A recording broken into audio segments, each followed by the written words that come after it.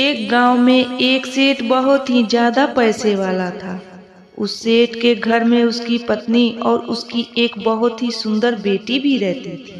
सेठ ने अपनी इकलौती बेटी का रिश्ता दूसरे गांव में एक बहुत ही ज्यादा अमीर घर में करवा दिया, लेकिन शायद उसकी बेटी के भाग्य में सुख बिल्कुल भी नहीं था, क्योंकि उसका पति जुआरी और शराबी था और कुछ ही साल बाद वह बिल्कुल ही गरीब हो गए। तभी बेटी की ऐसी हालत देखकर सेठानी रोज सेठ से कहती, आप इतना दान धर्म करते हो, मगर क्यों आपको अपने बेटी की परेशानी बिल्कुल भी नजर नहीं आती, उसकी मदद क्यों नहीं करते? तो सेठ ने मुस्कुराते हुए कहा कि भाग्यवान, जब अपनी बेटी का भाग्य जागेगा तो खुद व खुद सब ठीक हो जाएगा, और कब तक उनकी सहायता करेंगे, एक न एक दिन तो उनको संभलना ही होगा।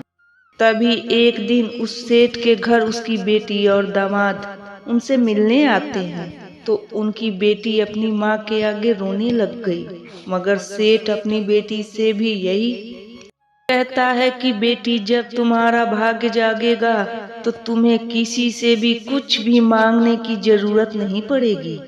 लेकिन फिर भी वो सेठ अपनी पत्नी से कहता है कि तुम अपनी बेटी को 2 बोरी गेहूं दे देना।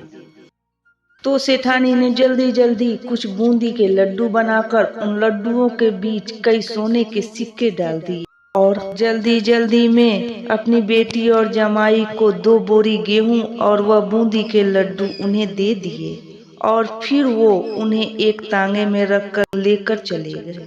तो उस लड़की के पति ने सोचा कि इस तांगे वाले को किराया ना देकर सास के दिए हुए लड्डू दे देंगे और अपना किराया भी बच जाएगा। वह तांगे वाला उनका सामान उनके घर पर उतार देता है, और तभी उस लड़की के पति ने उसे कहा कि हमारे पास किराया नहीं है, ऐसा करो तुम ये लड्डू ले जाओ। तो उस तांगे वाले ने उसकी मजबूरी देखकर वो लड्डू ले लिए, लेकिन फिर वह तांगे वाले ने सोचा कि मैं इन लड्डुओं को अपने जानने वाले हलवाई को बेचकर पैसे ले लेता हूँ। तो उसने अपने गांव के एक हलवाई को वो लड्डू बेच दिए और उसके बदले कुछ पैसे ले लिए। तो उसी वक्त वो अमीर सेठ भी वहीं से गुजर रहा था। तभी उसने सोचा कि घर में बनाए लड्डू तो खत्म हो गए होंगे, क्यों ना मैं कुछ लड्डू घर के लिए खरीद लूं। तो हलवाई ने उस सेठ को वही लड्डू दे दिए जिन लड्डुओं को तांगे वाला बेचकर गया था। जैसे ही वह सेठ खाना खाने के बाद उन लड्डुओं को तोड़कर खाने लगा, वैसे ही उसने क्या देखा कि उन लड्डुओं में सोने के सिक्के निकल रहे हैं। तभी जैसे ही उसकी पत्नी ने देखा तो उसकी आंखों में आंसू आ गए। तो सेठ ने सेठानी से पूछा कि क्या हुआ, तुम्हारी आंखों में आंसू? तब सेठानी बोली कि तुमने सही कहा था, अपनी बेटी का तो नसीब ही खराब है।